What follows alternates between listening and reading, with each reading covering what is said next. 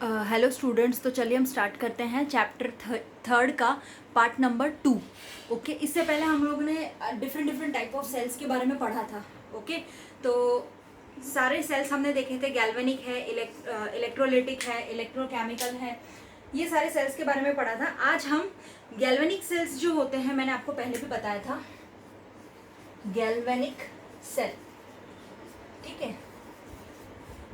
Galvanic cell के बारे में मैंने आपको क्या बताया था कि गैल्वेनिक सेल्स जो होते हैं वो क्या करते हैं, इलेक्ट्रोकेमिकल, यानी हम उसको क्या कहते हैं, एक टाइप का इलेक्ट्रोकेमिकल ही सेल है जो कन्वर्ट करता है केमिकल एनर्जी को इलेक्ट्रिकल एनर्जी के अंदर। ओके, वो भी किसमें, स्पॉन्टेनियस रिडॉक्स रिएक्शन के अंदर। ये बात आपको क्लियर हो चुकी है, ठीक है। अब नेक्स्ट जो इसके बाद एक एनर्जी आती है जिसका मैं जिक्र करने वाली हूँ, वो है आपका गिब्स फ्री एनर्जी। ओके, ये नाम देखना जरा, गिब्स फ्री एनर्जी। अब ये गिब्स फ्री एनर्जी का मतलब क्या हुआ बेटा? तो गिब्स फ्री एनर्जी का मतलब या गिब्स एनर्जी का मतलब एक ऐसा डिवाइस कह सकते हैं हम एनर्जी के लिए। बस उसमें क्या होता है कि स्पॉन्टेनियस रिडॉक्स रिएक्शन होती रहती है, मतलब कि ऑक्सीडेशन रिडक्शन होती ही रहती है स्पॉन्टेनियसली, खुद से। ओके, और फिर बाद में वो इलेक्ट्रिकल वर्क में कन्वर्ट हो जाती है। उसी को हम क्या कहते हैं, गिब्स फ्री एनर्जी। या पता चल गया? अब हम उसको यूज कर सकते हैं मोटर में कंटिन्यूअसली। क्या होता है कि मोटर चलता रहता है, तो बाद में आप देखते हो कि स्पॉन्टेनियस रिएक्शन होगी, तो उसके बाद रिडॉक्स रिएक्शन, इलेक्ट्रिकल वर्क होना पॉसिबल है। ओके, तो again I am repeating that Gibbs free energy जो है वो स्पॉन्टेनियस रिडॉक्स रिएक्शन होती है, जो कि बाद में उसको इलेक्ट्रिकल वर्क में कन्वर्ट करती है। आ रहा है समझ में? जिसको यूज करते हैं, मोटर रन करते हैं। और हम अदर इलेक्ट्रिकल गैजेट्स हैं, जैसे कि मैं आपको बता दूं कौन कौन से हैं, हीटर है, फैन है, गीजर है, एक्सेट्रा। देखो, इलेक्ट्रिकल गैजेट्स आप कह सकते हो, हीटर है, फैन है, एक्सेट्रा। ओके, इसमें आपके कौन कौन से आ गए, हीटर, फैन, एक्सेट्रा। ऐसे बहुत सारे हैं ना, मोटर आप ले सकते हो, तो इन सब में यूज करने को मिलेगा, देखने को मिलेगा। क्लियर हो गई इतनी बात? आप लोगों को है ना एनसीईआरटी में से रेफर करना है, पढ़ोगे तो ही डाउट आएगा। तो ये सारी चीजें उसमें दे के रखी हैं, आप एक बार रीड करना। चलो, तो उसके बाद डेनियल सेल के बारे में मैंने आपको बताया था। अब कोई भी रिएक्शन है वो हम कैसे लिखते हैं ये आप ध्यान रखो। जैसे कि मैं बात करूं यहाँ पे Zn की, तो Zn plus copper plus 2 that give Zn plus 2 plus Cu, ये रिएक्शन होती है। अब देखो, नीचे में आपको ऐसा दे के रखा है कि ये सॉलिड है, ये एक्वस है, इसका मतलब सॉलिड, इसका मतलब एक्वस में रिएक्शन हो रही है। ये भी आपने एक्वस ले लिया और इसको भी आप क्या ले सकते हो, सॉलिड ले सकते हो। आ रहा है समझ में? तो इस टाइप में रिएक्शन प्रोसीड होती है। क्लियर? अब अगर देखें तो मैंने ये रिएक्शन आपको बताई थी। ये रिएक्शन में आपको पूछेंगे हाफ सेल रिएक्शन ओवरऑल का कैसे होगा, मतलब इसको अगर मुझे अलग अलग करना है तो मैं कैसे करूंगी। तो उसके लिए मैं आपको बताना चाहूंगी कि सबसे पहले आप ध्यान रखो, कॉपर है मान लो। अब देखो, Zn से क्या है, Zn प्लस 2, मतलब Zn का क्या हुआ, ऑक्सीडेशन। कॉपर का क्या होगा, रिडक्शन। इतनी बात तो तुम्हें क्लियर है? ओके, अब मुझे अगर लिखना है तो मैं इक्वेशन अलग अलग कैसे लिखूंगी, copper plus two electron that gives copper. यहां तक क्लियर है? ओके, अब देखो, इसको कॉपर प्लस 2 है, प्लस 2 इलेक्ट्रॉन, ये कॉपर सॉलिड में हमें तो दे ही रहा है, ये तो बात पक्का है। ऐसे रिएक्शंस को हम बोलते हैं reduction half cell, and the second one that is Zn solid. अब Zn से कहां बन रहा है, Zn प्लस 2 बन रहा है, प्लस 2 इलेक्ट्रॉन। अब मैं आपको ये रिएक्शन अभी क्लियर करती हूं, इसको बोलते हैं ऑक्सीडेशन हाफ सेल। ओके, अब देखो, मुझे जब भी, ये मेरा ओवरऑल रिएक्शन था जो कंबाइन था Zn कॉपर को मिला के। ओके, अब मुझे इसको अलग अलग करना है ना। हम जानते हैं कि Zn का यहाँ पे ऑक्सीडेशन हो रहा है, और ऑक्सीडेशन ऑलवेज होता है एनोड पे, ये बात भी फिक्स है। रिडक्शन ऑलवेज होता है कैथोड पे, ये बात भी फिक्स है। ओके, अब देखो, कॉपर को अगर मुझे अलग से रिएक्शन लिखनी है, ओके, तो अब ध्यान रखना एक चीज, जब भी रिडक्शन हो रही है, मतलब कि यहाँ पे कॉपर प्लस 2 से कहाँ पहुंच रहे हैं हम, कॉपर पे पहुंच रहे हैं, कॉपर +2 से कहाँ पहुंच रहा है, कॉपर पे। ओके, तो इधर वाले जो होंगे, ये वाले जो इलेक्ट्रॉन +2 इलेक्ट्रॉन देके रखा हुआ है, इस इलेक्ट्रॉन को हम क्या बोलेंगे, that is gain of electron. आया समझ में? जब कॉपर +2 ने, मतलब कि कॉपर ने 2 इलेक्ट्रॉन गेन किया, तब वो कॉपर बना। इतनी बात क्लियर है? ओके, और Zn ने क्या किया, 2 इलेक्ट्रॉन यहाँ पे लूज किया, तब जाके वो Zn+2 बना। ये आपको यहाँ पे ध्यान रखना है। ओके, तो आप देख सकते हो यहाँ पे कि जब भी आपका रिडक्शन होता है तो गेन ऑफ इलेक्ट्रॉन होता है, ऑक्सीडेशन होता है जहाँ पे, वहाँ पे लॉस ऑफ इलेक्ट्रॉन होता है। आया समझ में? कोई भी रिएक्शन हो, मान लो कि सिल्वर हो, Ag हो, मतलब भाई Ag सिल्वर हो, कोई भी रिएक्शन हो, रिडक्शन होगा तो गेन ऑफ इलेक्ट्रॉन आपको देखने को मिलेगा, ऑक्सीडेशन होगा तो लॉस ऑफ इलेक्ट्रॉन देखने को मिलेगा। तो आपको ये भी ध्यान रखना है, जब भी आप लॉस ऑफ इलेक्ट्रॉन लिखो तो वो आप राइट हैंड साइड पे लिखोगे, राइट हैंड साइड पे, क्लियर? और लॉस ऑफ इलेक्ट्रॉन लिखो तो वो आप कहाँ लिखोगे, लेफ्ट साइड पे। इतनी बात आपको क्लियर हो गई होगी। तो इसको आपको जब भी किसी का भी हाफ सेल बोले लिखने को, तो हाफ सेल मतलब कोई भी एक के लिए लिखना है, और जब भी ओवरऑल रिएक्शन बोले तो आपको ये ओवरऑल लिखना है। ये बात आपको क्लियर है? Okay, done. अब देखो, ये रिएक्शन है ना, 2 अलग अलग पोर्शन में कह सकते हैं डेनियल सेल के लिए। तो इसमें रिडक्शन हाफ रिएक्शन जो हो रही है वो कॉपर इलेक्ट्रोड पे ही होगी। ओके, और ऑक्सीडेशन हाफ रिएक्शन जो हो रही है वो जिंक इलेक्ट्रोड पे होगी। ये हमने इलेक्ट्रोड के हिसाब से मैंने आपको बताया है ना। अब इन्हीं रिएक्शंस, और इसको हम क्या कहेंगे, हाफ सेल्स कहेंगे, जिसको हम बोलते हैं रिडॉक्स कपल। इसको हम क्या बोलते हैं, रिडॉक्स कपल। रिडॉक्स कपल क्यों बोला गया है, पहली बात तो ये, बिकॉज ये एक ऐसा रिएक्शन है जिसमें ऑक्सीडेशन भी हो रहा है, रिडक्शन भी हो रहा है, दोनों प्रोसेस हो रही है, इस वजह से इसको बोल दिया है रिडॉक्स का कपल है ये रिएक्शन। आया समझ में? कपल का मतलब दोनों साथ में प्रोसेस हो रहे हैं, ऑक्सीडेशन भी, रिडक्शन भी।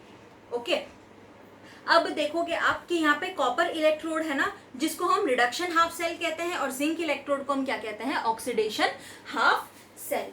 ओके, तो चलो यहाँ तक आपका क्लियर हो गया होगा। अब आपको है ना ये सारे ही टर्म्स टेक्स्ट बुक से रेफर करना है, कोई भी डाउट हो तो आप मुझसे पूछ सकते हो। और ये जो भी टॉपिक है अभी आप लोगों का चल रहा है उसमें ये रिएक्शंस जो है ऑक्सीडेशन और रिडक्शन की, ऐसे है ना बहुत सारा ऑक्सीडेशन करने पे क्या होता है, रिडक्शन करने पे कितने इलेक्ट्रॉन लूज होते हैं, कितने इलेक्ट्रॉन गेन होते हैं, उसका एक टेबल दिया होगा आपकी टेक्स्ट बुक के अंदर ही है। मैं वो आपको बताती हूँ अभी कि कहाँ पे दे के रखा है, वो मैं आपको पेज नंबर बता दूंगी, आप उससे वो रेफर कर लोगे कि इतने सारे इसमें ऑक्सीडेशन और रिडक्शन हाफ सेल होते हैं। ठीक है, देखो पेज नंबर मैं आपको अभी बता देती हूँ, पेज नंबर 71 पे, पेज नंबर NCERT 71 पे आपके पास एक पूरा टेबल दे के रखा हुआ है, जिसमें कि सारी ही रिएक्शन दे के रखी है कि मान लो कि ऑक्सीडेशन हुआ या रिडक्शन हुआ तो आपको इलेक्ट्रॉन कैसे बैलेंस करना है, कैसे लिखना है, रिएक्शन मीन कैसे लिखना है। ओके, तो ये आपको ध्यान रखना है, पहली बात तो ये। तो आप लोग ये जो टेबल है वो एक बार गो थ्रू करना, ना समझ में आए तो मुझसे पूछ लेना, मैं आपको समझाऊंगी भी ये टेबल कैसे करना है। जैसे देखो फॉर एन एग्जांपल इसमें दिया है Ag++ electron that gives Ag। Okay, तो Ag का देखो प्लस से 0 पर गया, Ag++ electron that gives Ag, तो Ag+1 से 0 पे गया, दैट मीन्स उसका क्या हुआ, रिडक्शन हो गया। आ रहा है ना समझ में? तो रिडक्शन हुआ तो इसमें आपने देखा कि इसने क्या किया, लेफ्ट हैंड साइड पे 1 इलेक्ट्रॉन लिखा क्योंकि वो +1 था Ag+, इस वजह से। तो इसमें भी आप देखोगे कि इसका एब्जॉर्ब, मतलब इलेक्ट्रॉन एब्जॉर्ब किया उसने, फिर उसने Ag दिया। मतलब ऑक्सीडेशन हो तो लॉस ऑफ इलेक्ट्रॉन में लिखना है, रिडक्शन हो तो गेन ऑफ इलेक्ट्रॉन में लिखना है। इतनी बात आपको ध्यान रखनी है। ओके, ये टेबल मैं आपको अच्छे से बताऊंगी बाद में, जब कोई भी डाउट हो तो मुझसे पूछ लेना, बट आप एक बार टेबल रेफर कर लेना। चलो, अब इसके बाद मैं आपको बताने वाली थी कि आप ऐसे बहुत सारे नंबर ऑफ गैल्वेनिक सेल्स होते हैं, पैटर्न होता है डेनियल सेल्स का, अलग अलग कॉम्बिनेशन होता है डिफरेंट सेल्स के, जिसमें ये सब कुछ हम करा सकते हैं, ये सारे प्रोसेस करा सकते हैं। देखो जैसे मान लो अगर 2 हाफ सेल्स है हमारे पास, तो उसको हम मेटेलिक वायर से कनेक्ट कर सकते हैं। मान लो कि हमारे पास 2 हाफ सेल्स है, मान लो कि ये कॉपर का है, ये जिंक का है, ये 2 हमारे पास क्या है, हाफ सेल्स है। ओके, तो दोनों हाफ सेल्स को मैं क्या करवा सकती हूँ, रिएक्शन करवा सकती हूँ। क्लियर। अब देखो जब भी ये दोनों हाफ सेल एक दूसरे के साथ रिएक्शन करेंगे यानी कॉम्बिनेशन में होगा, तो हर एक हाफ सेल्स में मतलब मेटेलिक इलेक्ट्रोड है, क्योंकि कॉपर भी मेटल है, Zn भी मेटल है, तो दोनों को मेटेलिक इलेक्ट्रोड को हम डिप करेंगे उसके खुद के इलेक्ट्रोलाइट के अंदर। ये बात भी आपको पता है। मान लो कॉपर है तो कॉपर सल्फेट आएगा, Zn है तो ZnSO4 आएगा, यानी ये इसका खुद का इलेक्ट्रोलाइट हुआ। ये बात आप समझ चुके हैं, क्लियर। अब जैसे आप देखोगे कि है ना, दो हाफ सेल को अगर हम कनेक्ट करते हैं वोल्ट मीटर से या हम एक्सटर्नली कनेक्ट करते हैं, ओके, तो इलेक्ट्रोलाइट्स जो होते हैं दोनों हाफ सेल्स के, वो मतलब अगर इसको आप क्या करो कि मैंने आपको बोला कि वोल्ट मीटर से कनेक्ट कर दो, क्लियर, या आप एक्सटर्नली कनेक्ट कर दो, तो इलेक्ट्रोलाइट्स जो होंगे, ये दोनों जो इलेक्ट्रोलाइट्स हैं इनके दोनों हाफ सेल्स के, वो इंटरनली कनेक्टेड हो जाएंगे सॉल्ट ब्रिज के साथ। आपको ध्यान होगा मैंने आपको कल डायग्राम में बताया था इस स्टेप में कुछ, मैं वापस इसको बनाऊंगी इस स्टेप में। देखो मैंने आपको बताया था कल कि यहाँ पे ZnSO4 हो गया, यहाँ पे कॉपर सल्फेट हो गया, क्लियर, तो ये इसका इलेक्ट्रोलाइट हो गया, तो दोनों ही इलेक्ट्रोलाइट सॉल्ट ब्रिज के साथ कनेक्ट हो जाते हैं। ये बात आपको ध्यान रखनी है। जब भी मैं इसको वोल्ट मीटर के साथ कनेक्ट करूं दोनों ही इलेक्ट्रोड को, है ना, या फिर मैं इसके इलेक्ट्रोलाइट में डिप करूं, तो इसके जो इलेक्ट्रोलाइट्स हैं दोनों ही हाफ सेल्स के, वो इंटरनली तो सॉल्ट ब्रिज के साथ कनेक्ट होंगे ही होंगे। बिकॉज आप देखोगे कि सॉल्ट ब्रिज का एक वाला जो डिप होता है वो कॉपर में होता है, एक डिप कहाँ पे होता है, Zn में होता है, तो इंटरनली ये दोनों ही इलेक्ट्रोलाइट यानी ZnSO4 या कॉपर सल्फेट दोनों ही इंटरनली सॉल्ट ब्रिज के साथ कनेक्ट होते हैं। ये बात आपको क्लियर हो गई, ओके। अब उसके बाद ये जो इलेक्ट्रोलाइट्स है दोनों हाफ सेल्स के, अब मैं इन दोनों इलेक्ट्रोड्स को डिप करूं अगर एक ही इलेक्ट्रोलाइट सोल्यूशन के अंदर, मान लो कॉपर सल्फेट है, जिंक सल्फेट है, इसको मैं एक ही इलेक्ट्रोलाइट के अंदर डिप कर दूं, मतलब कि कॉपर का भी Zn के अंदर डिप कर दूं और Zn का इलेक्ट्रोड तो खुद Zn के अंदर ही है। अगर ऐसा करे तो क्या होगा, ये सोचा है कभी तुमने? कि अगर मैं दोनों ही हाफ सेल्स के जो इलेक्ट्रोड्स हैं वो एक ही इलेक्ट्रोलाइट सोल्यूशन के अंदर डिप कर दूं, तो ऐसे केस में हमें सॉल्ट ब्रिज की जरूरत होती है नहीं। ऐसे केस में हमें सॉल्ट ब्रिज की जरूरत, सॉल्ट ब्रिज हमें रिक्वायर्ड नहीं होता, okay, no salt bridge is required, clear.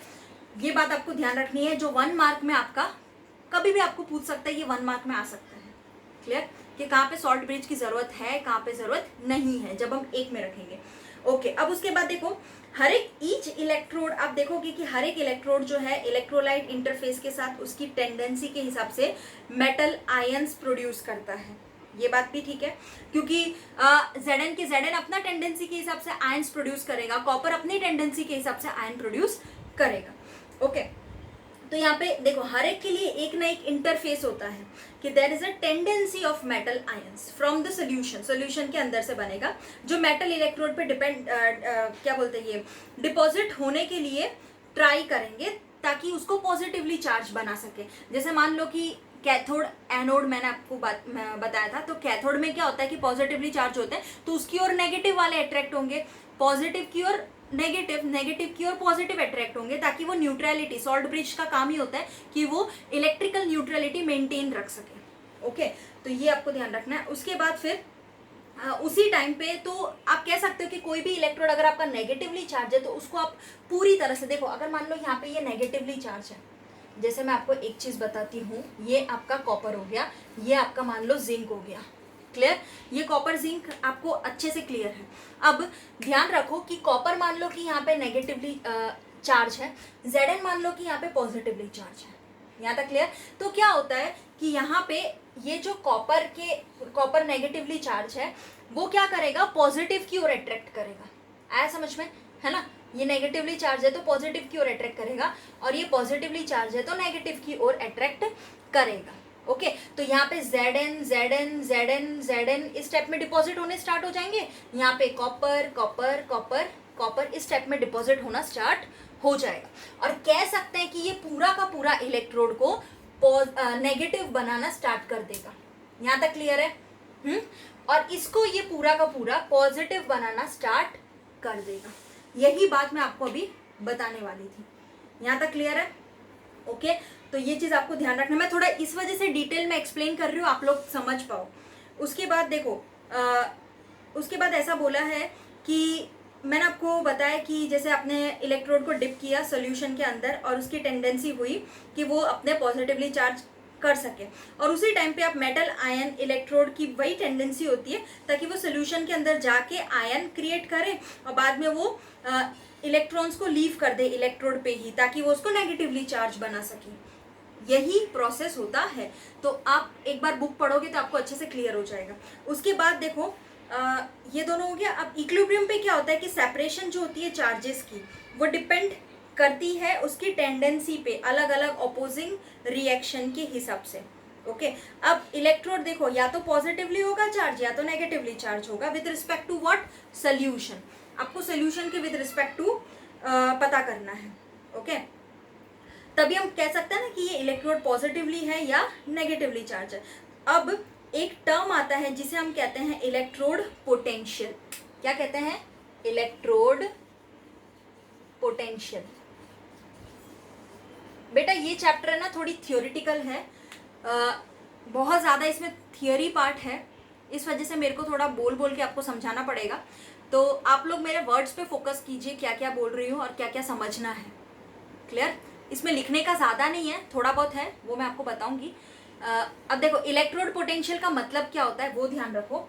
Electrode potential 1 mark में पूछेंगे डेफिनेशन, ठीक है? तो इलेक्ट्रोड पोटेंशियल का मतलब ये होता है कि अ potential difference develop between the electrode and the electrolyte which is called electrode potential.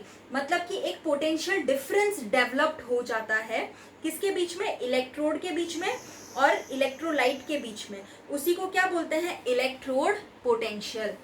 I hope आपको ये क्लियर हो गया होगा। ओके, इसके बाद आता है इलेक्ट्रोड पोटेंशियल जिसको हम आगे ई सेल से डिनोट करते हैं। ई सेल, इसको क्या बोलते हैं? E cell, electrode potential. Clear? अब इसके बाद एक टर्म आता है जिसको हम बोलते हैं स्टैंडर्ड इलेक्ट्रोड पोटेंशियल। क्या बोलते हैं बेटा? Standard electrode potential. इसको हम ई नॉट सेल से डिनोट करते हैं। किससे बोलते हैं? ई नॉट सेल। ध्यान रखना इस पे न्यूमेरिकल आते हैं। क्या बोला है? इलेक्ट्रोड पोटेंशियल ई सेल से डिनोट करते हैं। स्टैंडर्ड जब भी लग जाए आगे, स्टैंडर्ड इलेक्ट्रोड पोटेंशियल मतलब कि ई नॉट सेल। क्लियर है इतनी बात? ओके, तो ये आपको ध्यान रखना है। अब मैंने आपको इलेक्ट्रोड पोटेंशियल बता दिया था। अब स्टैंडर्ड इलेक्ट्रोड पोटेंशियल का मतलब क्या होता है कि देखो जब कंसंट्रेशन स्पीशीज का हाफ सेल के अंदर इन्वॉल्व होता है और वो यूनिटी यानी कि 1 के बराबर हो जाए, तब हम उस कंडीशन में हम कह सकते हैं कि ये जो हमारा इलेक्ट्रोड पोटेंशियल है वो स्टैंडर्ड इलेक्ट्रोड पोटेंशियल है।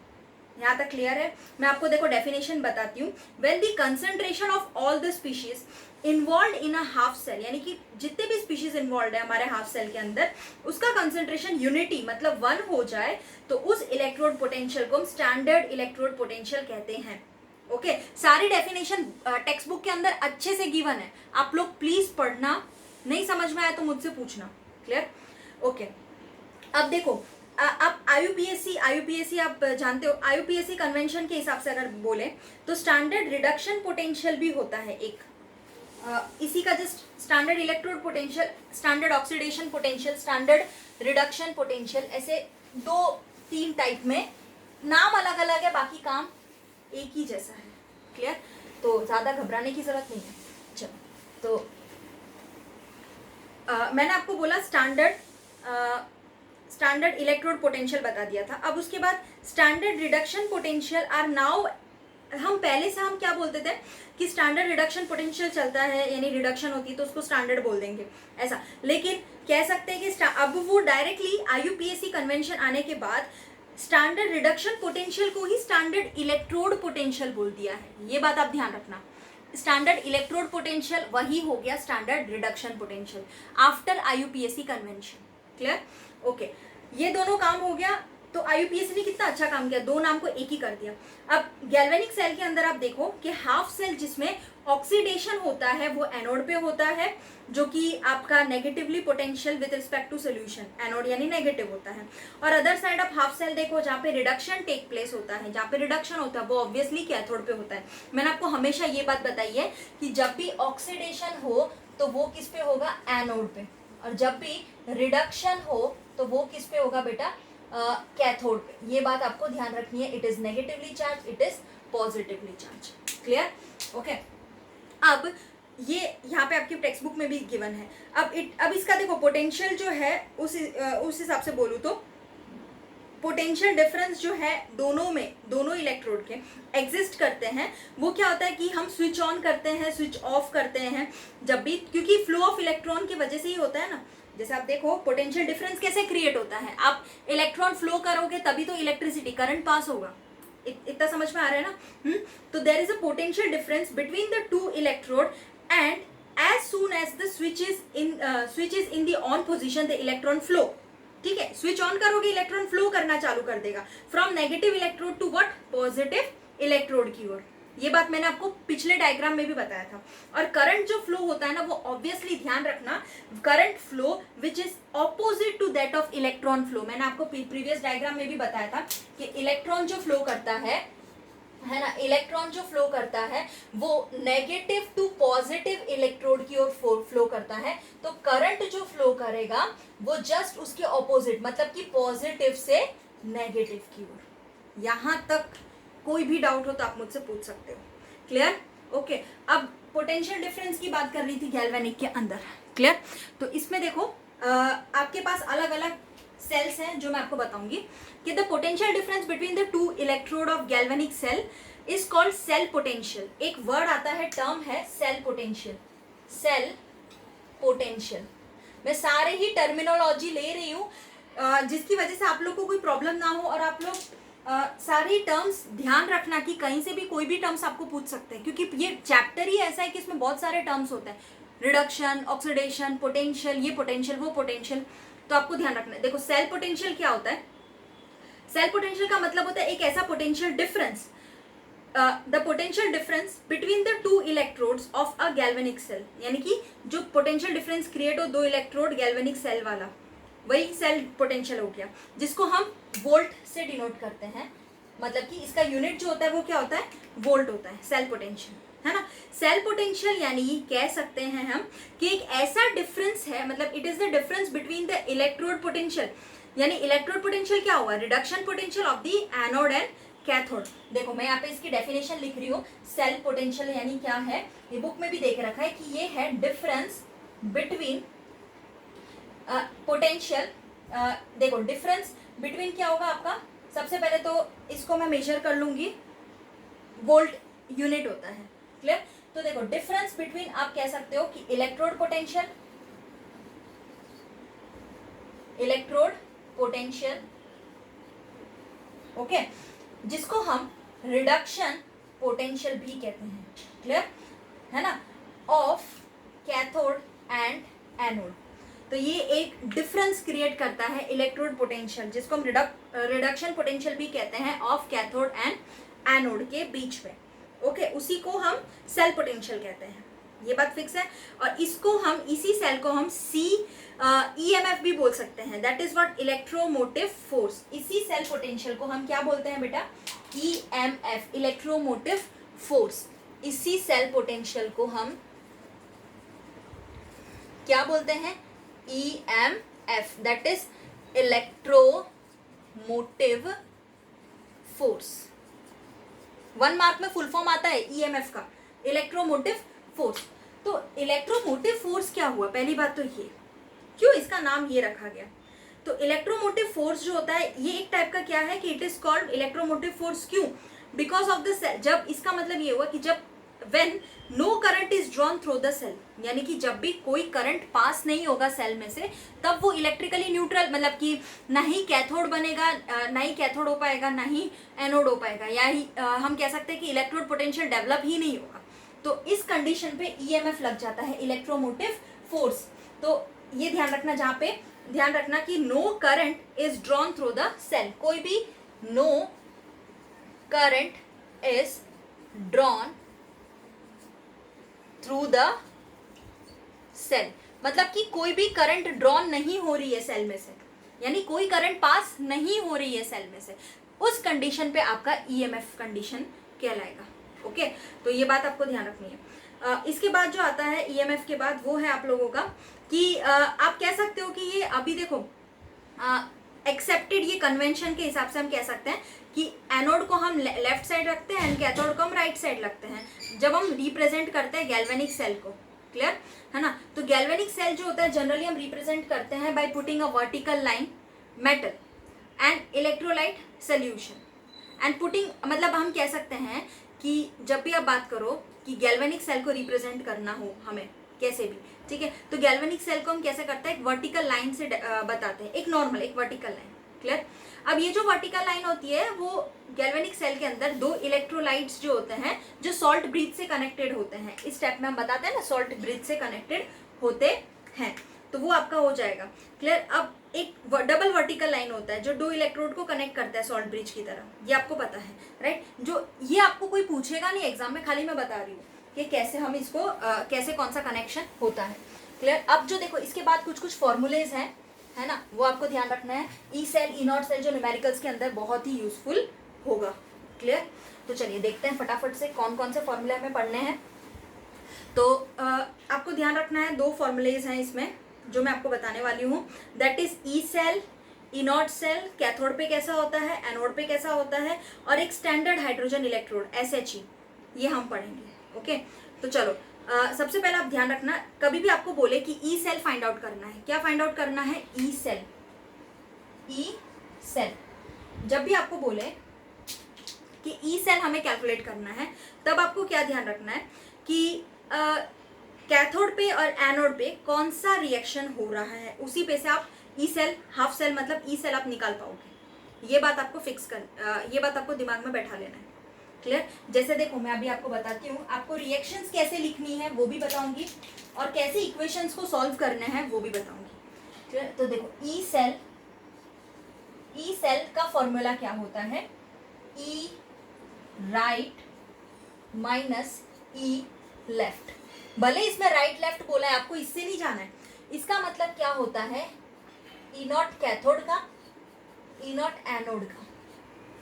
राइट लेफ्ट का मतलब ये है, इसमें आपको जब भी ई सेल निकालना हो ना, तो स्टैंडर्ड इलेक्ट्रोड पोटेंशियल या स्टैंडर्ड इलेक्ट्रोड पोटेंशियल हम कैथोड का लेते हैं, मतलब E naught C minus standard electrode potential of A हम राइट साइड पे एनोड का लिखते हैं, तो कैथोड माइनस एनोड करते हैं तब हमें ई सेल मिलता है। ये बात आपको फिक्स करनी है। जैसे मान लो मैं एक सेल रिएक्शन लिख रही हूँ, मैं आप देखो आपको बताती हूँ ये कैसे करना है। मान लो एक सेल रिएक्शन है, copper plus 2Ag plus that gives copper plus 2 Ag, इस टाइप में रिएक्शन दे रहा है ना। अब मान लो आपको है ना एग्जाम में ये पूछते हैं कि हाफ रिएक्शंस लिख के बताओ, क्या बताओ, हाफ रिएक्शंस लिख के बताओ। ठीक है, देखो वापस ध्यान देना मैं क्या बोल रही हूँ। सेल रिएक्शन मतलब ये पूरी सेल की रिएक्शन है, कॉपर Ag, ये कॉपर से कॉपर प्लस 2 बना, 2Ag प्लस से 2Ag बना, मतलब कि अब आप मुझे बताओ ये आपका ओवरऑल सेल रिएक्शन है। आपको एक सेल रिएक्शन ऐसे दे देंगे, अब बोलेंगे कि इस पे से आपको हाफ सेल रिएक्शंस लिखनी है, तो आप कैसे लिखोगे। तो देखो वही मैं आपको समझाना चाह रही हूँ कि हाफ सेल रिएक्शंस कैसे लिखते हैं। ठीक है, तो उसको आपको लिखने के लिए क्या करना है, सबसे पहले देखो आप कॉपर से कॉपर प्लस 2 जो है ना, यहाँ पे आप लिख दोगे कि कैथोड लिखते हैं। सबसे पहले कैथोड पे रिडक्शन होता है, ये आपको ध्यान रखना है। ठीक है, तो वो आप 2Ag plus 2 electron that gives Ag, sorry 2Ag। Okay, अब एनोड की बात करती हूँ, अभी मैं समझाती हूँ। एनोड में आपको ऑक्सीडेशन देके रखा है, यानी कि आपको पता है कि कॉपर से कॉपर प्लस 2 बन रहा है प्लस 2 इलेक्ट्रॉन। इतनी बात फिक्स हो गई। देखो ध्यान रखो, मैं आपको दोबारा बताती हूँ। ये रिएक्शन से आप क्या कर सकते हो कि कॉपर से कहाँ गया, कॉपर प्लस 2 में। ठीक है, तो क्या बना, ऑक्सीडेशन। तो ऑब्वियसली ऑक्सीडेशन में क्या होता है, कॉपर से कॉपर प्लस 2 में लॉस ऑफ इलेक्ट्रॉन, ये loss of electron, LOE, loss of electron. यहाँ तक क्लियर। अब 2Ag पॉजिटिव से कहाँ गया, 2Ag पर गया। ठीक है, तो यहाँ पे क्या बना, रिडक्शन है ना, +1 से 0 चार्ज हो गया, तो 2Ag प्लस से मतलब 2 Ag पर गया, तो यहाँ पे गेन ऑफ इलेक्ट्रॉन 2, यानी देखो जितना ये यहाँ पे रिडक्शन हुआ तो गेन ऑफ इलेक्ट्रॉन, ऑक्सीडेशन हुआ तो लॉस ऑफ इलेक्ट्रॉन।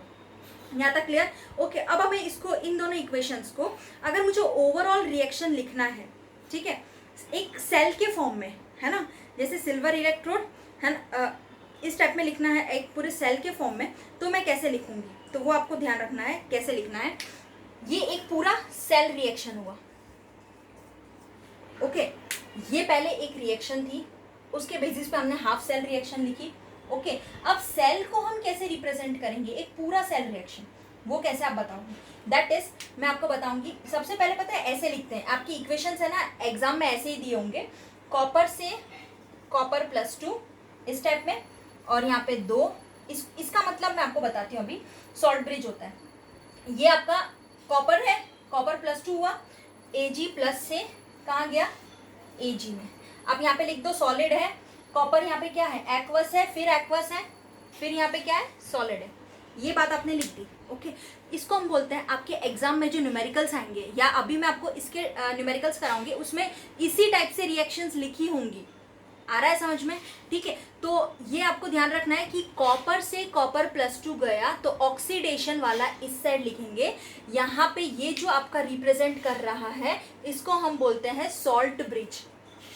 क्या बोलते हैं, सॉल्ट ब्रिज, ये सिंबल आपका सॉल्ट ब्रिज रिप्रेजेंट करता है, और यहाँ पे हम रिडक्शन का लिख देते हैं। यहाँ तक क्लियर है, ओके। तो आपको एग्जाम के अंदर या अभी न्यूमेरिकल करेंगे उसमें इस टाइप में ही रिएक्शन देके रखा होगा, आपको पहचानना पड़ेगा कि कौन सा ऑक्सीडेशन हो रहा है और कौन सा रिडक्शन हो रहा है। क्लियर हो गया, ठीक है।